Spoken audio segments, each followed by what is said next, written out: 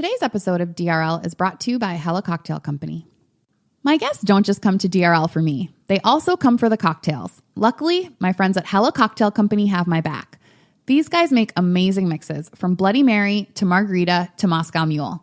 They also make cocktail bitters, my secret ingredient, and now yours too. It's easy to feel like the best bartender in town when every bottle comes with a simple recipe on it. Hella Cocktail Company, bold flavor, real ingredients, hospitality. Mixing it up since 2011. Shop the collection on Amazon Prime or use code DRL online at hellacocktail.co for free shipping.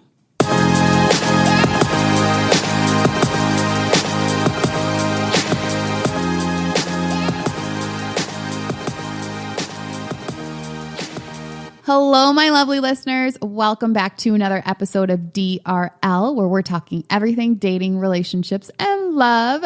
I'm your host, Tanisha Wood. I have a PSA for men. Okay, there's a certain set of women that you want. Men, I'm talking to you. This is going to be an attractive woman. She's going to be independent. She's successful. She's got her stuff together. And you're going to really want that woman. You're going to look at her and you're going to be like, I want a woman like that. Here's the thing, though. That woman is going to have a certain set of expectations because she is that woman. And she's going to know what she wants. And don't worry, I'm going to get in depth and let you know what it is that you need to do to actually get that woman. And not only get her, but keep that woman. That's the more important part. So we're going to get into that. I hope you're ready to listen and take some notes today. Today, my guest is such a woman. Her name is Chiquita. Hi, Chiquita. Hi. You know I'm tempted to say like the banana immediately, but I'm not going to do it. Don't do me like that. I won't. Please come up with something original. Do you know why your parents gave you that name? Is there a story behind it? What's the story? I ask my mom this almost every year. I'm like, why did you name me Chiquita? And she's like, I didn't have anything else to name you. So my mom was in the hospital and she was 18 years old and she had hid her pregnancy and she hadn't told anybody about me. The whole time? The whole time. She didn't even tell my grandparents. How did she do that? She was in the house and they thought she was just fat. You know, she was like working and, you know, hiding and out and about. She had a car. She had this bug. And they were like, oh, she's just getting fat. It was, you know, she wore big clothes and was doing her thing. And, you know, she had me inside, little Chiquita. So when she just came home from the hospital with a baby? She came home from the hospital with a baby. The interesting thing about it is my mom had me when she was 18. And my grandmother was pregnant at the same time. Oh, wow. So I have an aunt. Yeah. And we're the same age. She's 2 months older than me.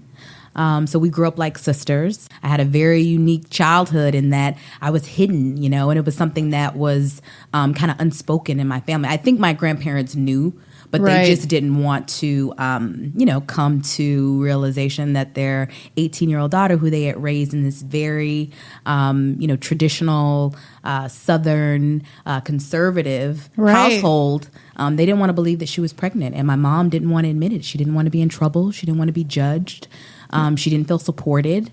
So she hid me. And so then she came home with Chiquita, which means little one or little girl in Spanish. Yeah. So how did your grandparents take it? Like, because the shock of not I'm pregnant, but like here's an actual baby. Right. A lot. Well, my mom got kicked out.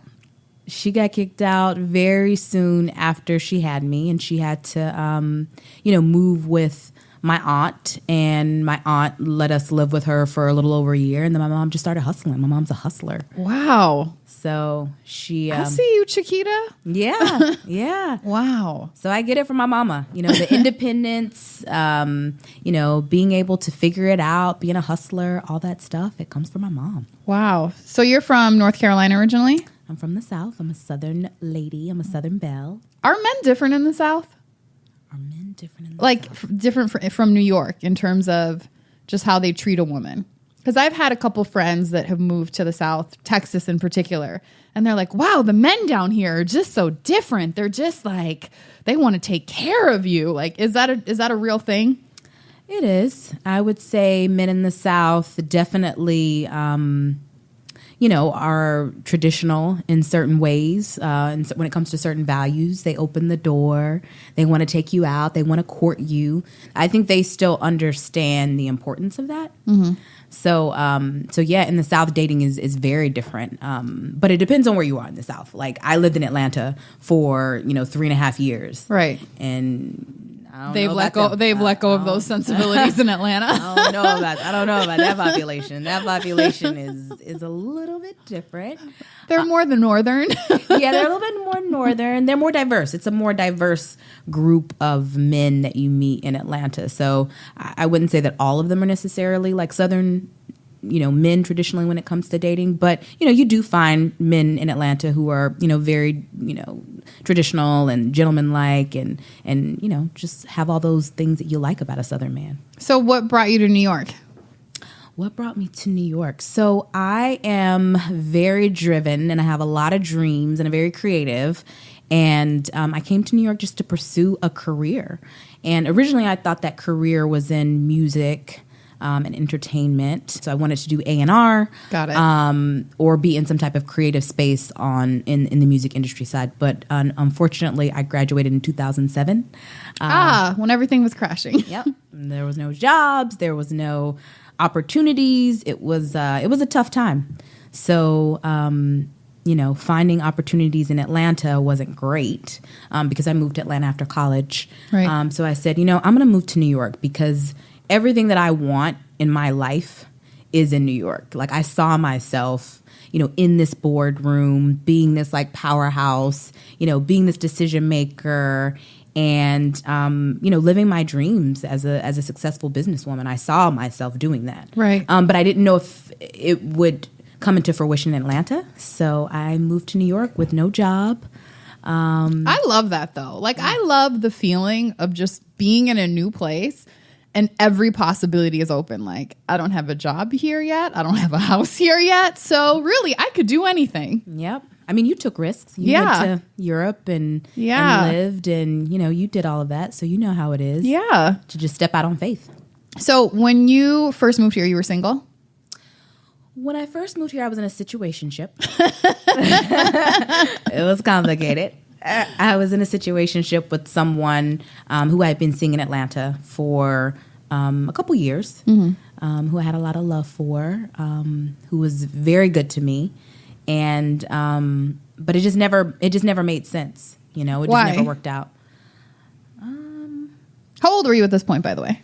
When I moved to New York, I was 25. Mm-hmm.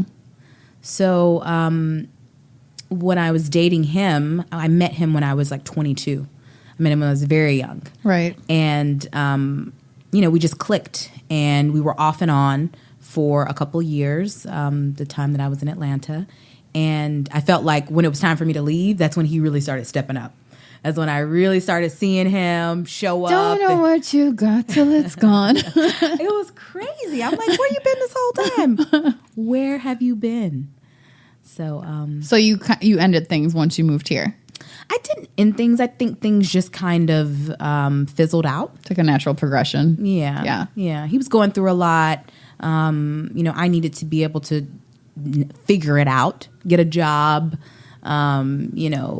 just figure out my life. I needed to be able to grow. So I think we both were like, okay, we'll see where it goes. Right. And it just, we went separate paths, but I think there's still a lot of love.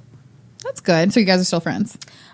I wouldn't say that. I didn't say all that, but you carry the lessons. Yes, I carry the lessons. And you know what? I'm a black or white person. So usually when I'm done with someone, I'm like, I don't want to talk to you. I don't want nothing to do with you. I'm done. But he's one of those people who I will always care about, always appreciate, always love, and who I'll hold close to my heart. So you don't believe in like staying friends with exes or anything like that? Not really. Probably not. I'm done. When I'm done, I'm like, ugh, I'm done. I'm sort of a lingerer. I know. We talked about that. You had your ex on this podcast. Yes.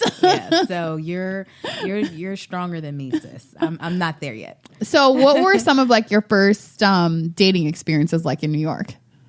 Dating in New York started out just like rapid. I was meeting a lot of people. I actually didn't have a job for a couple months, so I was doing like freelance bartending. So I would be hired for different events.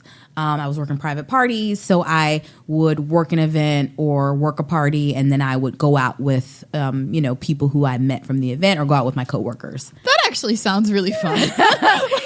I miss the 20s in New York. Yes, it was fun, girl. That's how I learned the city, how I learned the nightlife. That's how I met, friends that I still have to this day. But that's how I got, pushed into my professional world too, is by connecting with people. Right. So being out in these streets, honey, you meet people here and there. You just, you mingling. You got on your little club dress. You meet people. So I was going on random dates. It was my first time dating so many different types of people, because isn't that amazing though? It was amazing. That is the thing.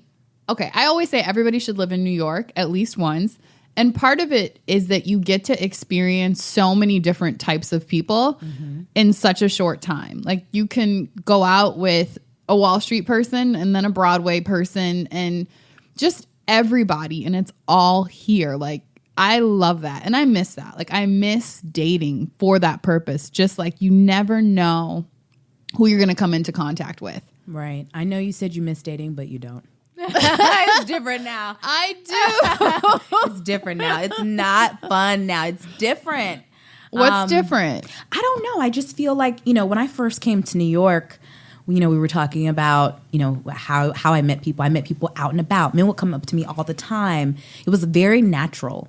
And I think due to the progression of online dating, that natural, hey, let me approach this woman, that conversation doesn't happen as frequent. Right. So, because they're busy looking down at their phone swiping. Yeah, they're swiping. And it's easier to swipe and to connect with somebody online who is mutually attracted to you than to go up to someone and be rejected in person. So have you been in a relationship since you've been in New York? I've been in several relationships. It's been, great learning lessons. I think as you get older and as you, move towards what you really want in life, you have to date different people and have different experiences to learn what you want and what you don't want. Thus far, what have you learned about what you don't want? What's not going to work for me is someone who is not at least decent communicator. Right. Communication is huge for me. I work in human resources. I'm constantly trying to connect to people on different levels and trying to find different ways in and trying to pull different things out. Right. So, I carry a lot of those, skills that I use in my profession. I carry them into my personal life because I think that communication is huge and it's key. I need someone who can, be able to tell me what's up. What's up? Where are we? Where are we going? What you want to do? How you feeling? And I don't need it every day, but I need for you to be able to verbalize it. I dated someone who I would be like, so what's up? And they would be like, bruh, spit it out, So would you say that you're the type of woman who, when a man says, what's wrong? What a lot of women will typically do is do well, nothing. And you try to let the guy figure it out. Are you the type of woman who says, here's what's wrong? I don't like to lead with a negative. So You are so HR. I know I am. I'm actually very thoughtful in how I address conflict. I actually like to approach it or bring it up. I don't like for me to be passive aggressive and just be sitting around with an attitude and you have to say, well, what's wrong with you? And me say, well, this is. I don't like to do that. Right. I'd rather say, hey, so just so you know, I felt like this when you did this. In the future, would you mind doing this? It would just make me really happy. Right. So I like to be kind of like solution focused, so that we can move forward. I think a lot of times in relationships, we both have these feelings or these thoughts on each side, or one has, these feelings, thoughts on one side, and it's hard for us to come together and talk about it. So I'd rather just, hey, let's just talk about it. Do you think that the men that you've dated have been receptive to that sort of communication? My second boyfriend in New York, when I came to him with my approach, my solution-focused HR professional approach. What was the issue? The issue was that I went away. He was in town. I was calling him, he wasn't answering. And then when I finally talked to him, he gave me this crazy story about how he was, with his baby mama or his ex-girlfriend, and they had called him, and it was drama, and it was this, and it was a whole thing. And I'm like, yo, this is nuts. Like, what? Like, I wasn't expecting this. It was crazy. It was just this like most ridiculous story. And I'm like, okay, I understand that. But next time, feel free to answer the phone and let me know, hey, I'm going through a lot, or shoot me a text. Right. I'm calling you because we talk every day, all day. Right. And I don't hear from you, and I think something's up, and I'm away, and I'm worried, and I just don't know what's up. So let's just communicate during those situations. And it threw him off because it was our first, I think it was like our first real conflict. And it threw him off, and he didn't like my approach because I was so calm. And in his past relationship, what did he want you to do? Start curse screaming him out. and hollering? Yes, he wanted me to curse him out. Ugh. He wanted me to curse him out. And we ended up having a relationship where, and this is the only relationship that I've ever had like this, where when there was a problem, we yelled at each other. We couldn't, my first approach with him was, my approach, hey, just so you know, moving forward, if you wouldn't mind if we, communicated right. like this. And he was so mad at me. He didn't know how to hear that. He didn't know how to hear that. He was like, and he also told me, he was like, I'm not used to this type of communication. I'm used to being cursed out.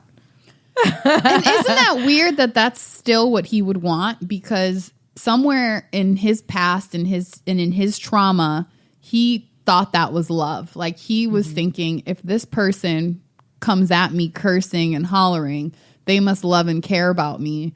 But if they come at me calm and trying to communicate, then they don't really care like that. And that's why it's important to understand people's past and their trauma. For somebody who that's the only way that they've been shown love, that makes a lot of sense. Right. Yeah. No, I had to figure out whether or not that communication style would work for me. And I figured out very soon that it wouldn't, because I can't curse you out every other day. I can't be cursing you out. It just doesn't, my voice, the way I'm not set up for that. I've never been in a relationship like that. It's unhealthy. Right. It was uncomfortable. And I changed the way that I communicated so that I could, adapt more to the relationship and, understand my partner and try to meet my partner somewhere, which I shouldn't have made those changes in my communication style for him. So that was something that I learned.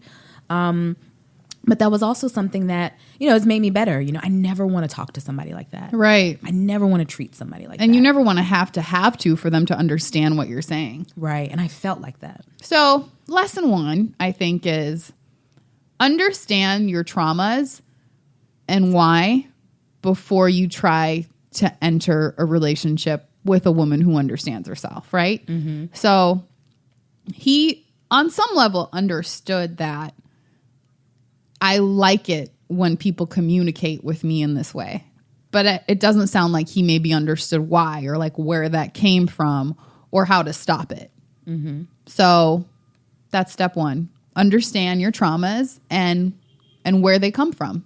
Yeah, I think that's a great point. Yeah. So that relationship ended up ending, I assume. Well, yes, it definitely ended. But it ended at a good time in my life because I was transitioning. I was going through a lot. I was just, connecting with my dad, who I hadn't known my entire life. I had just, moved into a new job. What was the story with your dad? So my mom, as I mentioned earlier, she had me when she was 18, and she dated my dad. My dad was, they met in high school. He was this, football star, Mr. Popular, Mr. Show Off, and he went off to college. And my mom stayed back and raised me, and he ended up moving to Florida. And my dad is a Rolling Stone. My daddy got 5 kids by 5 different women. So he's out here. And he was living his life. So, he wasn't around when I was growing up. So. But did you know him? But did you guys ever meet prior at any point during your childhood? I had met him. I had been around him a couple times. I had a few memories of him. And being around him. My grandmother, his mother, used to watch me when I was growing up. So I did have some memories of him, but he wasn't. But not a relationship. No, and he wasn't my daddy. You know, he wasn't my daddy. He wasn't a father. You know, he was just, you know, he was the person who helped create me. And I knew that my whole life. This relationship that I spoke of, that, you know, we had the volatile relationship where we yelled at each other. I felt like I needed to end it because I felt like something else was coming. Right. I literally felt like something was coming, and I was telling my friends and family this. I'm like, you know, I have to get rid of this in order to let something else in. I can't have this in the way. Mm-hmm. And I felt like that relationship and that communication and, you know, the volatility of it was blocking my blessing. And I actually thought my blessing was my husband. I was like, he's blocking my husband from coming. My husband's supposed to be here, and he's over here yelling in my ear. Right. I was here yelling with this fool, and my husband's on the way. And so your blessing was your father. My blessing was actually my siblings. Okay. Because I hadn't met them either. I mean, I guess my blessing is my father too, because I'm blessed to know him now. Right. And I'm blessed to have, you know, had a relationship and been able to speak to him. And how did you guys reconnect? So my siblings actually reached out to me first. They were like, hey, we've been looking for you. So they called me, and on a random day, I had just broken up with this guy. Wow. Like maybe a week before. I was very overwhelmed with emotion when they reached out to me, because I did not know where they came from. I had no indication they were looking for me. Did you know they existed? I knew they existed. Okay. I knew they existed. I had asked for our aunts and uncles, our mutual aunts and uncles, to connect me with them years prior, and they wouldn't. Mm-hmm. So when they reached out to me, I was like, is this a joke? Like, it was surreal. Wow. So I literally the night before broke up with my boyfriend, and the next day I got this whole family of siblings and a full father like, hey girl, where you been? And I'm like, what? So it was really, really That's crazy that you like felt like something was coming. I was overwhelmed with this feeling of something better is coming. And I was like, that's why I have to let this go, because my husband's on the way. And I was like, telling my friends, girl, I really feel like it's my husband. So, you know, in order He's talking to me in my sleep. So in order for me to get this blessing, but you know, I couldn't have even imagined, never have guessed it would have been my siblings and my father and, you know, this family. You know, I have this family now that I've never had. So it was a very interesting transition out of that relationship into a new relationship as a big sister, because I have a sibling with my mom. My mom has a son, right? And so I have a almost 21-year-old brother, baby brother, who I'm obsessed with, who I love. Shout out to Will. You know, he's amazing, and that's who I've known as my brother, right? And I knew I had other siblings from my father, but I didn't know them, so I don't think about them. Right? They're not in my everyday thoughts. So when they reached out to me, I'm like, okay, so now I got to think about this brother, and I got to think about these siblings. It was a lot. My siblings, they all live in Florida. Right. So luckily, by the grace of the Lord, I'm telling you, this is all God's plan, because God's plan. I had just started a new job. I had, you know, dumped this boyfriend who we yelled at each other all the time. My siblings came into my life the next day, and they're like, we want to see you. We want to meet you. How can we see you? How can we meet you? And I just started this job in which I was consulting, and it required me to be in Florida a lot. Wow. So I started the job in like September, October. And in January, second week in January, I was in Orlando for a week for a work conference. And I met my sister and brothers and met my dad. Wow.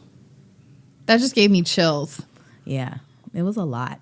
In that space of, you know, your mom sort of saying, hey, like, I hid you during my pregnancy, and then, you know, I had you. I've been hustling. I've been doing me. You're strong. I'm strong. We got this. To now, you're, you know, in your late 20s, you meet your dad. Did it fill in any gaps for you, or had you sort of had you sort of put that to the side anyway, and you were just like, whatever on that? Or were there a lot of like lingering questions or just gaps in your mind or in your life that he sort of helped fill in? Mm-hmm. That's a good question. You know, all I wanted from my father was just to know him, was just to be able to see him and speak to him and understand a little bit, of what happened or where he's at or what kind of person he is. And I got that. I didn't want an answer. I didn't want an apology. I didn't need anything. I didn't need any of that. I didn't feel like you weren't there for me. I didn't feel like that. I just felt like, hey, I am who I am because you weren't there, and because my mother was so strong. Right. And because my grandparents are so amazing and supportive, and because, all these other people stepped up to ensure that I was, healthy and, well taken care of and, happy. So you weren't there. And I feel like if he would have been in my life, he maybe wouldn't have been. Who knows what would have happened? Yeah, he maybe wouldn't have been the right, person that needed to be there for me at that time. So I'm okay with that. But what I did want from him or need from him was just to know him a little bit. I like, God forbid he leaves this earth. I at least want to feel like I know him and was able to talk to him and spend some time with him. So I was okay. I'm not mad at him. Right. I don't have any feelings towards him. I don't hold any grudges towards him. I'm just not that person. So I'm okay with it. And my sister, my dad's child, my new sister that I never had, she says to me a lot, you got to be upset, over our dad. I know you hold a lot of anger. You have to, wonder why he did this. Do you ever wonder? And I'm like, no, I'm good, sis. Right. I'm good because I am who I am because of the experience, and I'm grateful. And I'm grateful that I know him now, and I'm grateful that I hear from him now, like every couple months or whatever it is. And it is what it is. I think it's great that you're able to have that mindset, because I think whenever things are going good in your life and whenever you can seriously just sit and say, wow, like I'm happy and life is good, you have to thank every person and every circumstance that got you to this point. And every person didn't always do good, and every circumstance wasn't always good. But had they not been exactly as they were, you wouldn't have gotten to that point, or it could have looked a whole lot different. So you really do have to have the mindset of everything that happened was right because it got me here to where I am today. Right. So that's amazing that you, from a young age, it seems like was able to just have that mindset and be in that and not hold any sort of grudge or have resentment towards him. Right. No, I think that, and this is not to anyone who if they are holding resentment towards a family member or a parent who wasn't there. I understand that too. I just think in my life and in my story, that was the best. Right. My dad also, had his struggles. Right. He had some struggles and some demons. And I don't think I needed to be around that. Right. You avoided those. Yeah. I think God was like, nope, zoop, zoop, skirt. Like, let me move her out of the way. And I'm grateful for that. So I'm okay with that. I have a great support system, and, my mother and my grandparents, and I have aunts and uncles, and I have, all these amazing people around me who, have great moral character and who are loving and, most importantly, who are giving not only to others, but to themselves, and, very, very, very loving family. So, right. It is what it is. I'm fine. I love your mindset. That's dope. Well, thank you. Thank you. So after you reconnected with your family, did other things open up in your life, or did you sort of change the way that you saw other things based on just sort of having this whole new extended branch of family?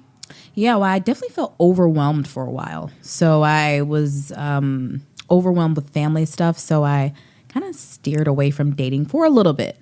Mm-hmm. I just needed to have time to be this big sister and now have a dad and, deal with, my mom who, wasn't very happy about me reconnecting with my dad. And oh, yeah. How did she feel about that? My mom is a trip. So she was like, he did this to me. I can't believe you're talking to him. She was over it. And exactly in the voice that I just used, that's how she was talking to me. So, I think that it was a shock for her, and it was very challenging for her. And, she handled it in a way in which, I found interesting, but we've moved past it. And that's all I can say, really. It wasn't positive at the beginning. Right. But we turned it around, and I think it's positive now, and we're now able to have somewhat open conversations about it. I mean, like, she's like, how's your dad? Have you talked to your dad? And I'm like, no. Or, yeah. Well, what was he talking about? Nothing, Ma. Like, just how's the weather? Like, he coaches football. He's talking about, nothing. He's not talking about anything important. So, I mean, we've definitely progressed, but it was a tough conversation to initially have with her. And she took it very personally that I was talking to him. So I had to, I was dealing with being for him was against her. Correct. And I wasn't for him. I just wanted to know my dad. Right. I just wanted to know my dad. I just wanted to have some type of connection. That's it. And I have that, and I got that, and that's it. It's nothing more, nothing less. It doesn't take away anything that she's done. And each person has their own journey with each person. So, like, your experience with him is going to be totally different than my experience with him, because we're not the same person to everybody. We're just not. Right. He's not, and her narrative of him is, he did this to me, he left me, he was 19 or 20 or however old he was at the time. Right. Yeah. And this is what happened, and it was bad. And my story with him is different. I mean, my narrative with him since I've met him is, I know him a little bit. I love him, and I understand who he is, and I understand how he made those mistakes just based on his character. Yeah. So that's my narrative. I can get into the nitty gritty, but it's why. No, I love that you have created your own story with it, because at the end of the day, like, what things actually are is the story that we tell ourselves and other people. Mm-hmm. So you can either make it a tragic woe is me story, or you can make it a story of, here's what I learned and here's what I overcame and here I am. Your story is not that. Your story is, I still had a great life, and I have him to thank as a part of that, because he's a part of that story. Right. And that's how you see him. Right. I love that. Yeah. I have a professional coach who I see, every couple weeks, and we talk about victim energy a lot. Mm-hmm. And we talk about, that most people, you don't even know it a lot of times, but your energy is giving off victim energy. And, sometimes you are a victim, and sometimes things are bad and people treat you bad, and it's not right, and you deserve to be treated better, and you deserve more, et cetera, et cetera. But a lot of times, we take things a certain way, and we interpret things to make them, worse than they are, or we interpret things just to make ourselves, feel some certain type of way, which is creating this victim energy, right? And then that's when we take everything personally. Like, everything is about us. What that person said, what they did, the way they looked at us, it was all about us. And sometimes it's just not. Yeah, you're exactly right. A lot of times you were in the story, but you weren't the main character. You weren't the main character, says it wasn't about you. Right. I'm sorry. You had a supporting role, a cameo, but you were not the star. You're not the star. I'm sorry to let you know. So it's not about you. It's not always about you. Right. But sometimes it is about you, and I get it, but a lot of times it's not. So don't take it personally. I think you rounded that up. That's a damn good lesson. It's just not always about you. It's not. And that goes to say for relationships like parent-child, it's not all, you want it to always be about you, but it's not. Right. In relationships, like, everything a person goes through is not about you because you're the person that they're with. Absolutely. And I think if we all knew that and, like, thought that frequently, we would have more productive relationships, because I think it's natural to assume, particularly in a partnership and in a relationship, that every action or reaction that person has something to do with you. Mm-hmm. And if we really thought, I wonder about everything that person went through today before they saw me, everything that happened at work, everything that happened on the street, every interaction that person had. If you really thought about that, you wouldn't place yourself so highly. Mm-hmm. And I think we all do that. Every interaction, we assume this is about me, and it's not. Mm-hmm. Is that lesson 2? That's lesson 2. Every interaction is not about you. Mm-hmm. Everything that happens to you is not about you. Oh, that is a gem. I love. Thank you for bringing us to that. Yes, let's bring it back. Let's put a number on it, a bow on it. Let's make it a point. Yes. I'm into that.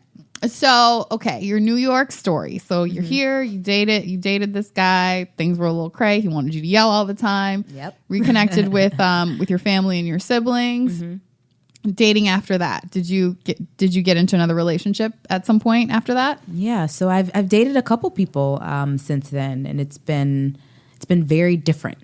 Post my dad, dating is so different. What's different?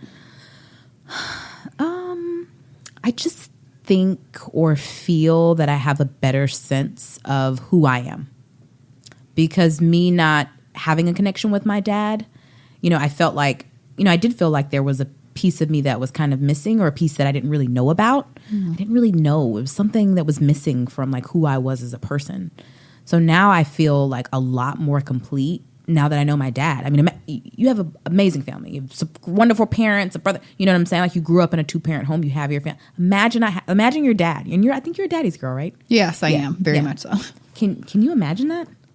Not knowing him. Yeah. That would have such a huge impact. A piece would be gone. A piece would be gone of you. So I think having my dad, there was a little piece that was missing. I think, like, what's the smallest state? Is it Delaware, maybe? Let's just say it's Delaware. One of those tiny states. Yeah. Delaware, Connecticut. Yeah. One of y'all. So my soul is the United States. Delaware was missing. And once Delaware got put into that piece, into that puzzle, which was my relationship with my dad and knowing my dad, and I'm not, diminishing, the importance of him in my life, but there was a small piece that was just something that was missing to make me whole. Right. And I felt like I got that in knowing him. So dating was very different afterwards. I just felt like I knew myself more. I felt more confident. I have a dad.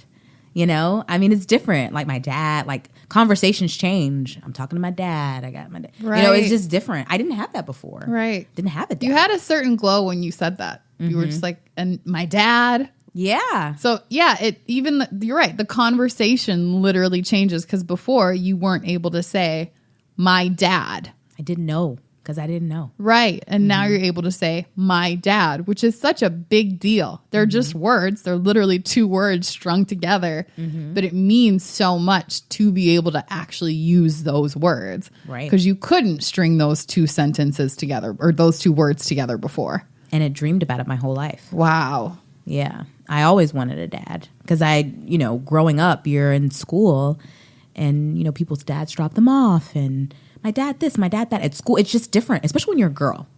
Little girls, they want their daddy around.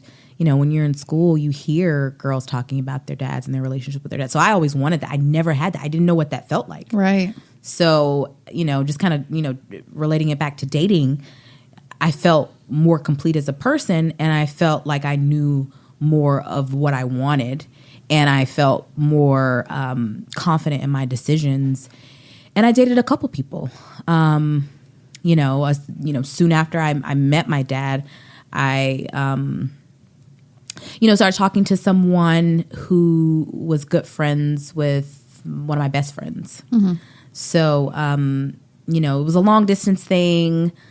One of my best friends, who I consider her and her relationship with her husband and her beautiful family, it's like goals. Goals. And they had a long distance relationship, and it was, an international long distance relationship. Oh, damn. Yeah. They met overseas. He lived overseas. She lived in the States. She ended up moving overseas. And now they have, a house, white picket fence, one and a half children. She got one on the way, beautiful home, it's just beautiful. But take the storybook away, but just like a really healthy, beautiful marriage. Right. And, I go to her for advice. I mean, I feel like if you are, if there's something that you want, there's something that you want to achieve, you talk to and you surround yourself with those types of people. So, her relationship is goals. They have a, beautiful love and respect and, just wonderful, story. And it started out long distance. And so I believe that stuff like that happened. That situation, it was short. It was, 5-6 months. Where did he live? He lived in a couple places. He lived in D.C. originally, then he moved to Detroit. Okay. So I really liked him. You know, I really, really liked him. And he was the first person I was very overwhelmed after meeting my dad, you know. And so I felt very full and overwhelmed with thoughts and emotions and feelings for a long time. So I wasn't dating. I was just kind of trying to figure out the family thing and figure out myself and how this is going to work now that I have a full dad and, you know, all these siblings. So, you know, I didn't date and I was just kind of doing me. And then, you know, I met, you know, this person and we hung out and did the long distance, you know, trying to figure it out thing for a little, you know, amount of time, and it didn't work, and it was fine. It was great. Why didn't it work? I think when it all boiled down to it, we want two different things. I mean, we can say we want the same thing, but I think in his actions were completely different from what he said he wanted. What did you want? You know, I wanted a committed partner who I could build with and grow with, and, you know, move into marriage. You know, that's my goal. I don't date to date. I'm going to tell you something. You and I are very different. You love dates. I do love dates. Oh my God, I miss dating. I am the complete opposite. I hate dating. I hate it. Like, I like getting to know someone, and I enjoy dating one person. I'm a very loyal person. I've never cheated. Right. When I meet somebody that I like, I only talk to them. And this is a secret. I've never told any. I've probably told people this, but like I'm saying this on a podcast. So like I don't talk to multiple guys. I'm just not that person. Like if I'm into one I'm into one person. Right. So I don't like doing a lot. I like doing just like, okay, I'm into you. Let me just focus on you. Let's focus. Yeah. And actually, I do think that's the way to do it. Yeah. I do think that in order to truly see if something is right for you, you have to give it your all. So you can't put in 50%, because what happens when you put in 50% is that person only sees 50% of you, and therefore they're like, oh, well, I don't really like this, because they're only getting half and they're giving you half. And it doesn't work unless both people are giving 100% of themselves. And only when you see 100%, then you could say, you know what? I've seen everything about this person and it's not for me. Or, wow, I've seen everything. This is exactly it for me. But I think what happens in dating nowadays in particular is we all give a little bit and then everybody returns a little bit. And how are you actually judging a full person from 50% of them? Right. So I agree with how you date in that you're the person I'm dating right now. I'm giving you 100% for the time that we are dating. And then if it works, it works. If it doesn't, it doesn't. Like, I do think that's a good method and a solid method to determine if you should move forward with a person or not. Right. Yeah. I mean, it's been interesting when I meet people and they're like, oh yeah, I'm dating multiple people. And I'm like, oh, you know, I find that fascinating, but I think it's good. And I admire people who can do it. You know, I'm just not that person. I'm a Cancer, so we're very loyal. What month is that? That's July. July. Okay. Yeah, we're very loyal. So you know what they say about Cancers? We're emotional. No, I don't know anything about signs. I was hoping you did. Oh, no. I know a little bit. Your birthday's in February. Yeah, I'm an Aquarius. I have Valentine's Day. No, February 12th. So me and Abraham Lincoln have the same birthday. Look at you. Shout out Emancipation. Look at you, Miss Presidential. Right? Look, I love it. But Chris's birthday is Valentine's Day. I remember. No, he's a Capricorn. He's January 7th. Okay. Do we go well together? Our signs? I don't know. Can it work? I don't know. The way that I know signs is because I sing Beyonce's song, Capricorn, Aquarius, Pisces, Aries. That's how I think about signs. So I have to, when you tell me your sign, I'm like, okay, what month is it? And I sing the song. And I'm like, oh, okay. I don't really know a lot about any other signs other than Cancers, Leos, and Geminis. Leos are August, right? Yes, girl. Oh, I could tell you about some Leos. Ooh, cha. Cheers. Cheers. You know a Leo. Oh, I know a Leo. Do I ever? I know that I connect very well with Libras. And And if I look at an astrological map or whatever, my love map, it says that I connect very well with Libras. The love of my life, the person who I thought was the love of my life, who I met in New York, who's my first boyfriend in New York, obsessed with him. And when I meet Libras out, I'm like, I feel naturally very connected to them. And I'm like, what is this?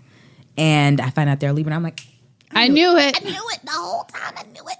So what happened with this guy, the love of your life? Do you still feel like that? Because you still had an extreme smile when you said it. Well, I said it because I learned out of any relationship I've ever had, I learned the most from that. What did you learn? I learned that I have to still put myself as a priority. You know, in that relationship, I got very lost in loving someone else and in, you know, trying to please someone else and in wanting this, you know, life for myself and wanting to create this life for some other person. But I lost myself in it. And so when we were done, I was like, what the, like, who am, like, where do I go? How do I live? Why do you feel like you lost yourself at that particular point? Or like, was it something about him or something more about where you were at that time? It was where I was. I felt like he was, you know, very successsable, very intelligent. He was British. So even a British accent will always get you, you know? Girl, it didn't even matter. He didn't have to have any of the accolades, but that accent, I was like, damn, he's good. That man is it. You know, like, he's winning. He is winning. I just felt like he was just doing it. I didn't even know what he did. There is something about a British accent. I don't know what it is.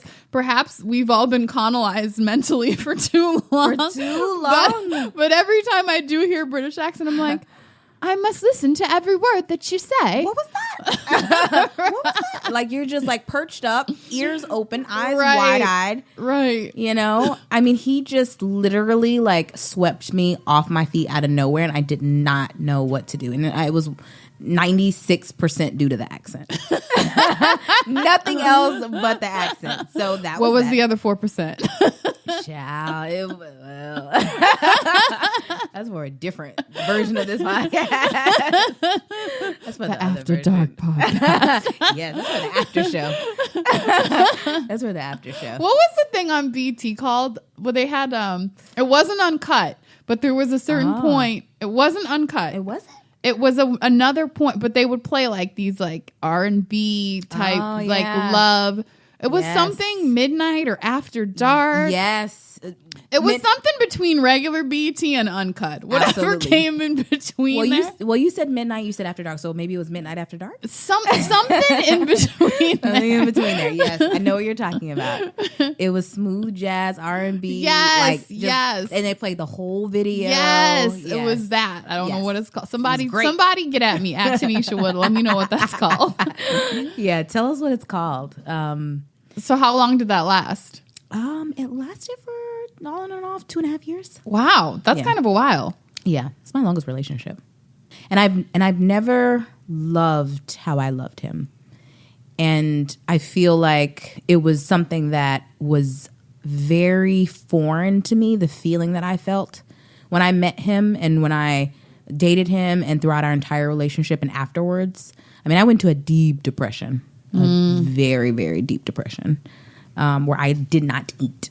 You know, and I did not sleep, and I just sat up and just thought about what I did wrong, and I thought about, you know, what would make sense for us to be back together, and could it ever work? I mean, I played out all these different scenarios, and then I finally came to my senses. I was like, we're done. It's not going to work. What got you to your senses? Like, what got you to the place where you were like, okay, this is not for me? What got me to that space? I mean, I think it was time, you know. I think it was time, and it was also, you know, me getting back to me, because like I said, I had lost myself. So I wasn't doing the things that like I loved, and I wasn't like being the person who I wanted to be. So like my friends and working out and cooking and running around and being social and traveling. So essentially your whole life sort of became about him and his needs and what he wanted to do. And what he wanted me to be. He wanted me to wear my hair a certain way. He wanted me to dress a certain way. When I met his parents, he wanted me to look, it was the whole thing. Those Brits. Yeah. He was like, I don't know. I feel like I'm not skinny, but I'm a smaller woman. And he would say, your butt too big. What? Your butt is too big. This was a black man? This was a black man. Your butt is too big. He was like, I'm British. He was like, I'm British. They don't got butts in the UK? He liked women skinny. He was like, I like, thinner. You're not a big girl. I know. That's what I'm saying. That's what I'm saying. He liked women, very thin. That's what he was used to, growing up in London. That's what he liked. So I was like, what? So that played in my head, So I had this thing about me being too big. And I'm like, I know I'm not. I know that I'm right. I'd always had so much confidence about my body and my butt. I never got to complain about my butt being too big. What the what? Who complains about that? I don't know what they do on that side of the pond, but you're wrong. Right. In America, we are in America now, and they like bigger butts here. So I mean, there would be comments like that, and it's just like, he hemmed me up one day and said, I'm the shit. I'm British. I'm successful, and I'm this, and I'm a man, and I'm this, and you are, you're this, but I'm this, and so that he put himself up on a pedestal, and you sort of believed it. Yeah, I did. I 100% believed it, and that was not to say, I mean, it was my fault, I allowed it, and I don't want to play the victim role, and we just kind of going back to point 2. Right. Because I want to put it in a full circle. I didn't want to be a victim. It definitely was me. I allowed, that manipulation to occur, and I got lost in it. I got sucked in it, and, me coming out of it, I am stronger than ever, and I know myself more, and I'm so in tune with what's right and what's wrong. So now when a guy makes me feel some kind of way, or I feel like very similar to that feling when he told me, you're like, run. Yeah. My radar is like, nope. Run, sis. So. Run. Yeah, I'm running and I'm listening. Yeah. Point 3, if you ever feel like you don't get to be yourself, or that person makes you feel like the current version of you is the wrong one, then that means it's the wrong person. Absolutely. My favorite point. Yeah. Yeah. You should always get to feel like the you that you are is the best you when you're with that person. And if they're not making you feel that, then move on to the next person. Actually, I saw this Instagram quote. It said, close your eyes and imagine the best version of you possible. That's who you really are. Let go of any part of you that doesn't believe that. And I would add, let go of any person that doesn't believe that. Mm-hmm. Yeah. Yeah. So I'm letting go and letting light, I love it. Living and, I feel since that relationship, I've gotten much better at understanding people who didn't understand my light and who weren't helping to magnify that. Right. So that's been good, And I also haven't been lost in anything else. I haven't ever been that lost again. And not that, I'll say that it's been very refreshing to end things and heal and be okay and not go into a deep depression and not know where to go or what to do or, and be lost and have to pick up my life again, pick up pieces, Because you always maintained you. Yeah. I always stayed in tune. I mean, we were talking before this podcast, I'm good. Can we talk briefly about that situation or as much as you can? Yeah. So I was a little upset at the beginning of this podcast only because Chiquita and I know a mutual person that she was dating for a little bit. And she showed me a text message that he sent, and he basically screwed up. He was supposed to come pick her up. He couldn't do that. And instead of, apologizing and being sorry and remorseful for what he lacked in, he just sort of acted like it was nothing, which annoys me because I believe everybody every day is going to make a mistake. Right. From the moment you get up till the moment you go to bed, you've made a mistake at some point in that day. And that's not what life is about. And people will always forgive your mistakes if, one, you're actually sorry, and if, two, you take steps to make sure that you don't repeat your mistakes. People could forgive a first mistake, but they're not going to forgive continued repeated mistakes because that's no longer a mistake. That's just a decision at that point. And so that's what I was just like, I don't understand why men, I'm sorry, I'm not man bashing, but like, come on.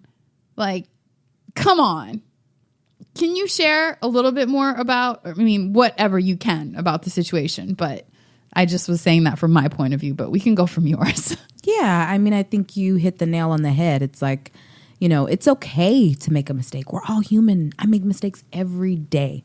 But I'm self-aware. And so, after I make the mistake, I'm like, damn, why did I do that? Or, if I, talk to my mom a certain way and I'm like, you know what, that wasn't right. Let me call her back or let me text her and say, hey, I'm sorry. I may have came off on you a certain way. But I just try to acknowledge, when I'm wrong, especially for the people that I care about, because it does make a difference. It's one thing to make a mistake and keep it moving. But it's another thing to make a mistake and, not sit in it, but just to acknowledge that you made the mistake and make it better and move forward. Kind of running back to the beginning of our conversation about, people being able to, be honest about things and be open and acknowledge where they're wrong. We kind of talked about these things in the beginning of the conversation. And I think that in this situation that we're talking about, I think there was a lack of acknowledging, any types of mistakes or any wrongdoing in the situation. And so it made it, tough and it made it uncomfortable. And, unfortunately, it is what it is and we're no longer, but I learned a lot. And I'm grateful for the experience. And I think that because this person wasn't able to say, hey, I messed up or whatever, because they weren't able to do that, that meant that this is not what they wanted. I'm not what they wanted. I'm not the right fit. And that's okay. So I am grateful for that. I'm grateful for the experience in that at least I know, okay, this person doesn't want to step up to the plate. This person, doesn't want to acknowledge when they're wrong or doesn't want to make this right. And that's something you need. It's something I need. And you don't have to go, I don't want you to go above and beyond, but it's not that it has to be anything extreme. It's just about acknowledging, what transpired and right. apologizing. It's right. It's a very simple concept. Right.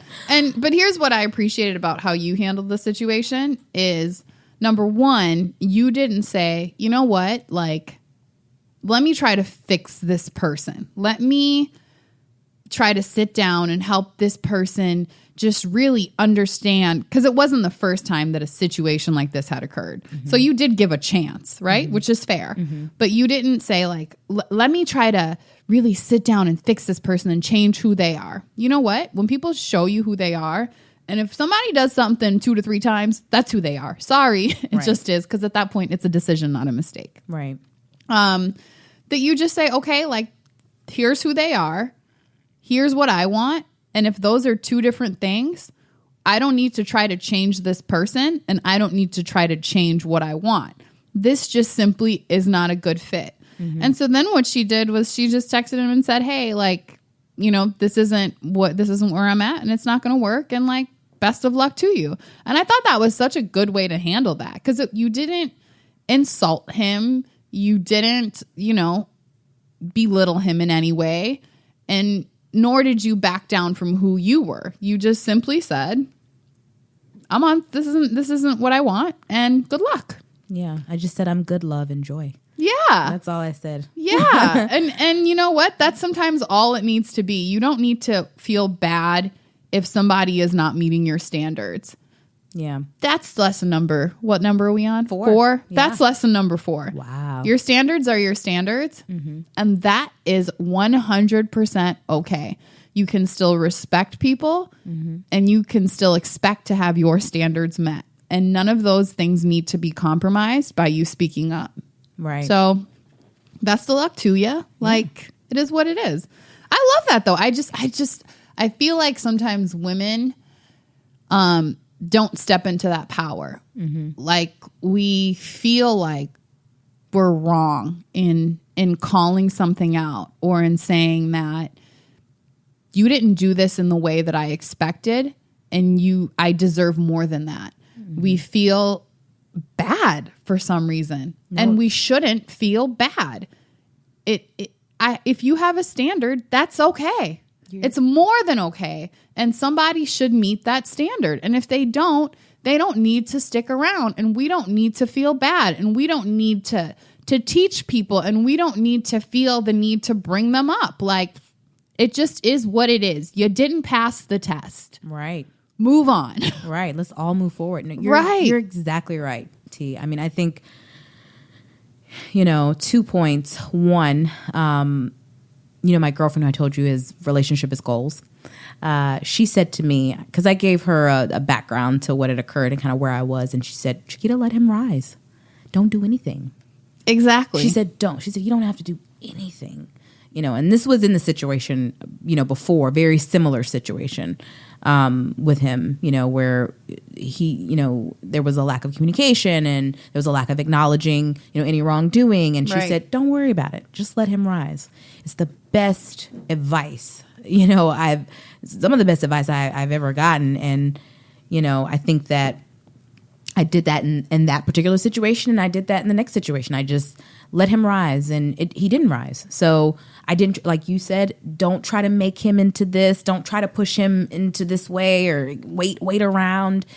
Just you got to move forward at some point. And I think we're at the age and at the point in our lives where we know, it's not the right fit, and that's okay. 100%. Yeah. Like, my mom always says, when a man wants you, like, there's nothing that can stop him. He's like a moving train. Right. And there's nothing that will get in his way. And so sometimes when I hear just women make excuses for men in terms of, well, he's just really bogged down with this, or he's really busy with that. And I'm just like, not really. Like, let's face it. Like, we all have 24 hours in a day. And we make decisions at every moment of every day as to what's important to us. And the things that are important to us get taken care of. The things that are not important to us or are not a priority don't. Right. And so you'll know where a man's priorities stand. And if his priority is you will be taken care of. And if it's not, you won't. And be thankful when he shows you that early. Like, be thankful when in the beginning he shows you you're not my priority. So then he saved you from wasted time. And then you can move on early. Don't sit there trying to change him. Yep. Don't try to change his mind. Don't try to show him you're an amazing woman, because you are. And if he doesn't see it already, bye. Right. Like, sorry, my greatness is shining. And if you can't see that, well, you're blind, and I hope you get the cataracts fixed. Sorry, goodbye. I don't have time. I think, and to your other point about, feeling bad. Sometimes we feel bad because we're letting people go.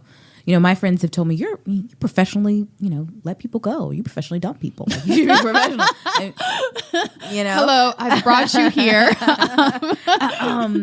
Being in the field that I'm in, I feel very comfortable having, tough conversations, conversations that include conflict, but I know how to handle it, and I'm not scared of it. So I'm pretty direct. Right. And I always try to keep it soft and, understand the personality that I'm dealing with when I'm having certain conversations. And I'm very empathetic of people's feelings and thoughts and all that kind of stuff. But, you know, when it comes to dating and stuff, I'll cut the cord if I feel like it's not the right fit. And I expect people to do that to me too. Right. Don't waste your time. I've been ghosted. I've been, I've felt it before from the other side. So I don't think that there's anything wrong with it. But, I have, had feedback from friends to be like, well, why didn't you just give it a little bit more time? Why did you cut it off so soon? I'm like, girl, he was stealing out of my bank account. It's not that extreme, but, right. It's extreme enough to be like, girl, this was a no. Life is precious and time is precious. And I feel like we don't have a lot of it to waste. So people show you who they are very early and believe it when they do. Right. For some reason, I don't know why, when you were saying like, you kind of dump people for a living. And I was like, I wonder if she's ever mentally sort of put somebody on a performance improvement plan where she's been like, absolutely, you know what? I'm going to give him 30 days. Today is August 23rd. I'm going to give him till September 23rd for him to make these specific improvements that I've outlined. Mm-hmm. And on that day, we're going to revisit and I'll talk to his managers. And right. And I'll do a check-in and I'll, keep reviewing his performance. I mean, I'm going to be honest with you. I had, someone who I dated after the long distance thing I dated him for like a year and a half. And we were at that point where it's like, okay, where are we going to go? Are we going to be like super serious or are we going to fall off? And my girlfriend said, hey, this is my advice. Put this, give him a deadline. She said, give him a deadline. Give him a deadline to figure this out. And, if he doesn't meet you at that deadline, or if, things haven't changed or developed or grown, or you don't feel better about the situation once you hit that deadline, then, reevaluate things. And so I felt like at that point it was a performance evaluation period. I was, trying to figure out, because he was happy. He was chilling. He was good. He was like, I'm good. I don't see a problem. He was like, this is great. I was like, how can you not see this? Yeah, because I'm amazing. I it would be great for you. Yeah, if I was getting all these perks, I'd be good too. I'd be happy too. You get a lot of perks. You know what I'm saying? There's a lot of perks that comes with this relationship. So if I were getting that, I'd be comfortable and happy too. And in the trend of, talking about Leos, he was a Leo.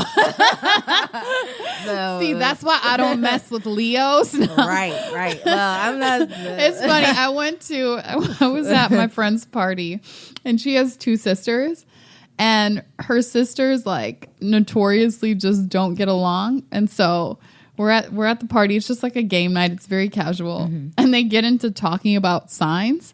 And the one sister was like, see, this is why I don't fuck with Capricorns. I don't. You are the reason. This is exactly why. Capricorn's gonna be a Capricorn. Right. Right. And they got into this whole heated debate over signs. And the rest of us are all sitting there like, damn, so she really about to leave this party because her sister's a Capricorn. A full Capricorn. You're going to leave because your sister's a certain sign? But it came down to like whatever they were fighting about came down to like, this is what Libras do. Right. This is what this is why I can't even be in this space with you. But we were all just looking like, damn, should I not mess with Capricorn? Right. Is there some truth to this? I don't know about them Capricorns no more. I gotta leave. And you don't know anything about signs. So I don't, but I was like, Chris, you see what you're a Capricorn. I don't know. This might not work. Right. Based on everything she just said, I don't even know if I mess with Capricorns like that. You know what? She just made me read about my whole relationship. So where are you at now in terms of dating? So I'm just out here, I'm open and I'm meeting people and things are moving. And what kind of person are you looking for? He might be listening right now. Oh, wow. So I don't know, shoot your shot. Oh, wow. Okay. Shoddy. So I'm looking for someone who loves their mom, who loves God first and foremost, who enjoys, different people and different cultures, and who enjoys traveling, someone who is just like open to the world, not just, you know, whatever area they're in or whatever city they're living in or whatever they do, someone who's very open-minded.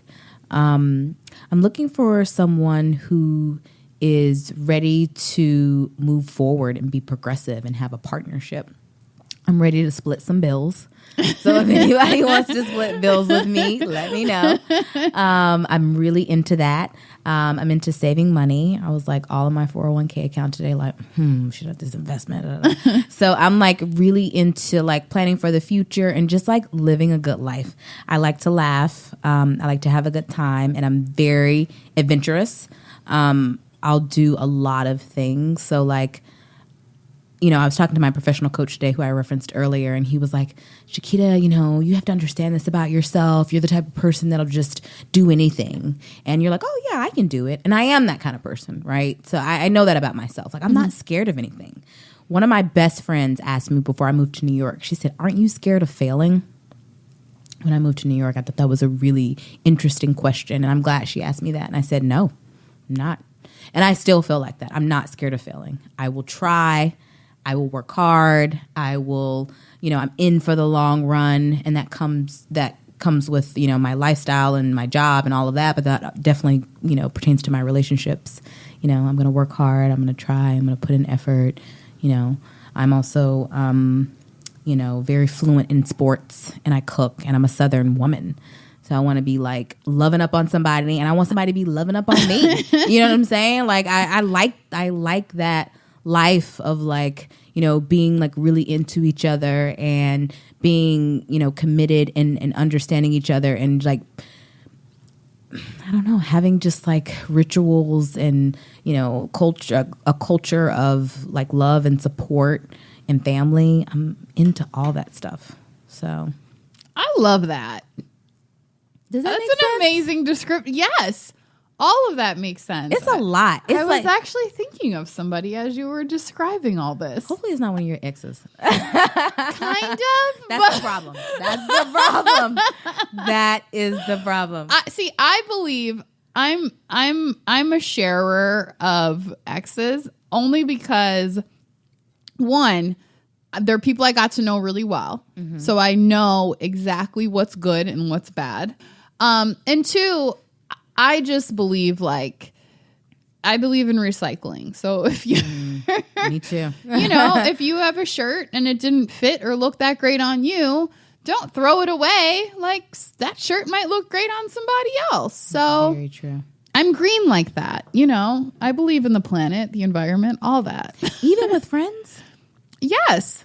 Do you? Yes. So okay, let me just say this. It depends on how serious the relationship was. Right. So there are definitely people that I have dated that I'm like, I will hook you up with no one ever. Mm. And not because that person is a bad person, just because things were so intense or my feelings were so intense that I'm just like, I don't know how I would feel seeing that, even if I'm over that relationship. Mm-hmm. But then there are people I've dated where I'm like, you're great. You're a great person. And we were good together for the time that we were, but like it wasn't meant to be. And no hard feelings. I want you to find love and I want me to find love. And, you know, I'm not.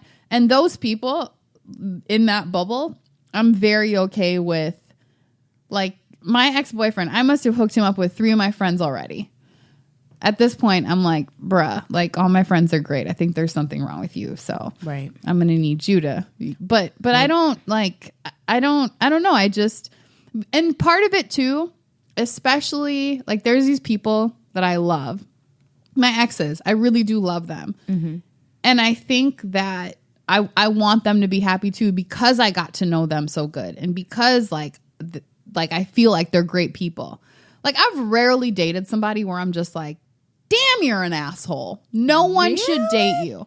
I've met very few people that I'm just like, you're scum. Okay. And those people, I would just never, ever hook up with anybody because I'm like, you're scum. Why would I pass that on? You shouldn't be recycled. You should literally be thrown away. Right. But for the most part, people that I've dated, I'm like, you're great, but just you, me together, it didn't work and it can't work for whatever the reason may be.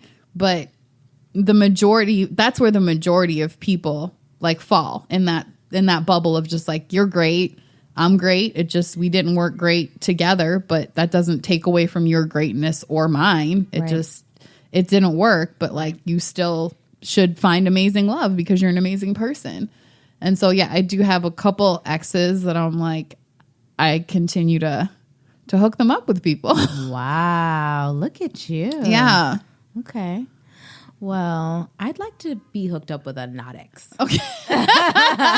Like, get me in that bubble. Okay. All right. I'll work in that bubble. Yeah, work in that bubble. I think your exes are probably amazing because you're amazing. Yeah, no, there's some great guys. There's some really great guys, man. They are.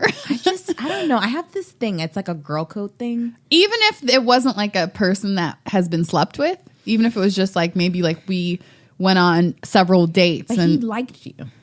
He lusted after you. He was interested in you. He thought you were beautiful. So if we're out on a double date and he's looking at, I don't know if he's thinking about, I don't know if he's thinking that. But he could be thinking that about the next woman walking down the street. Very true. You know what I'm saying? Like, very true. But he has a history with you. You know how. Sometimes that history is 5 dates. Like, right.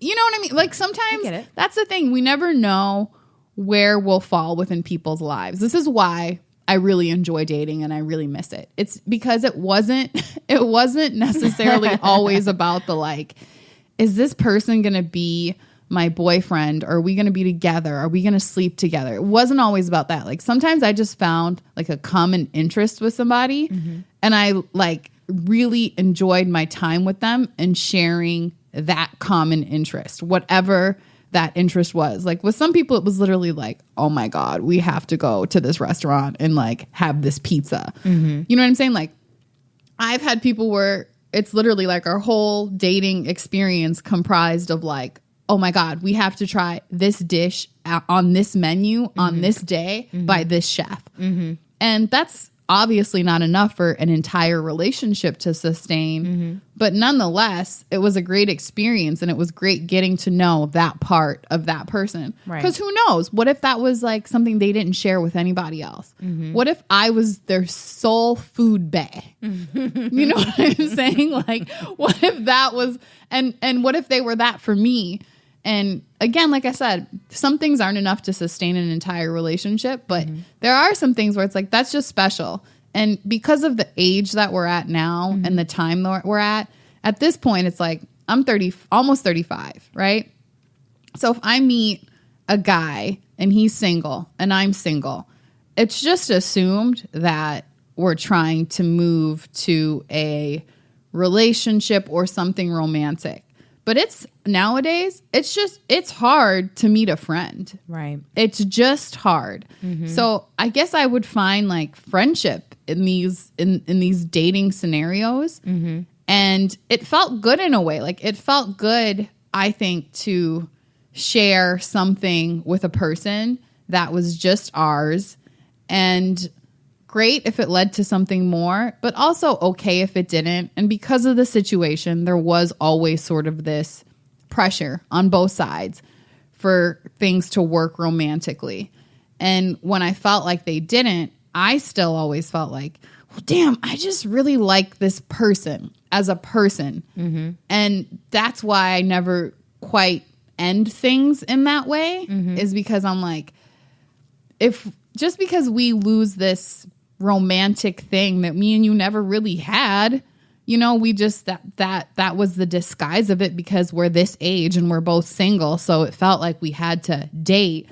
But if I just met you on the street as a person, I would like you as a person. Like if you were a woman, based on the qualities that you have, I would like you as a person and we would be friends. But because you're a man, like now we have to date before we get to this place.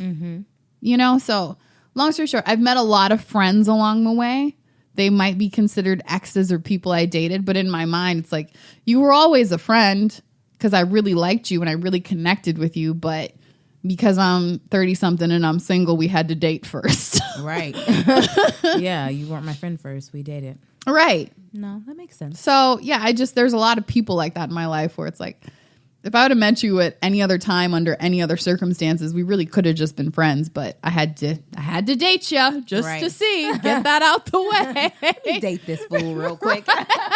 Get this part of the relationship over with. I'll date him first, then I'm gonna be best friends. Then we later. could be friends because we just have to know. We can't let it go because Yep. otherwise we're always gonna wonder like, hey, this person and I get along so well. How come we never dated? Yep. Let's screw up the friendship. Exactly. So you take the opposite route. I take the opposite route, and then I'm like, great. Now that that's out of the way, can we be friends and go to our favorite pizza spot? Is that possible? Let's do that. Can we just have a lot in common and enjoy each other and just be done with it? Exactly. Yeah. I like that concept. So anyway, I can maybe hook you up with a friend that I dated first. Yeah, let's do that. I like that. I like that better. Now that you know the explanation of why. Full explanation. I know the full story. I'm a little bit open. It's funny, but every time Chris and I go out, and like I never ever forget a face ever. So if I saw you once, I'll probably forget your name, but I'll never forget your face. Right. And so every time I see somebody, I'm like, we'll go somewhere. I'm like, man, that guy looks really familiar. And Chris will be like, did you go on a date with him? And I'm like, maybe. Right. Actually, where did we go? That pizza spot? Now I remember. No. You know what, baby? You know what? You're exactly right. That's good. Oh. Well, Chiquita, where can people reach you? Because you are amazing and fun. And I don't know. I just have a feeling somebody tonight that needs to listen is listening. Oh, good. So my Instagram is Kita Lavon. It's very random. It's QUITALAVON. So it's my nickname plus my middle name. My mom calls me Kita. And then my middle name is Lavon. I'm not really crazy active on social. I'm on Instagram. I'm really into like understanding what's going on with the culture and following people and all that kind of stuff. My account is private, but I accept a lot of people. So find me. Awesome. This was like really fun. I'm so glad you came on. This was fun. I felt like we got to know each other better. Yes, I had a blast. Yes. Thank you. And cheers. Cheers. Thanks for the rosé. We're drinking rosé tonight. Yes. That's like almost the end of the summer. I'm sad. I don't know why, but I feel like rosé is strictly reserved for the summer. Like New York City is so rosé heavy. Like if you go to brunches, if you go to certain restaurants, like rosé all day. That's like the common tagline. I literally feel like after September, like, Done. Oh my God, I can't actually drink this anymore. Like it's just going to disappear from every menu and every wine shop. They don't sell it anymore. You literally Out of style. You literally have to go to France to get some. You can't access it in New York City. Oh, well, thank you guys so much for tuning in tonight. I hope that you learned some lessons. I hope that you get a little more insight on what you need to get the right woman. You know, that woman that you want? Follow my advice. And also follow me on Instagram, Twitter, and Facebook at Tanisha Wood and reach out. Let me know what you think of today's show. And until next time, wish me love. Hello again, my lovely listeners. Thank you so much for tuning in to today's episode of DRL. If you like the show, be sure to go on iTunes and leave a rating and also write a review. And don't forget to share with your friends and tell them all about DRL. Thank you so much for supporting.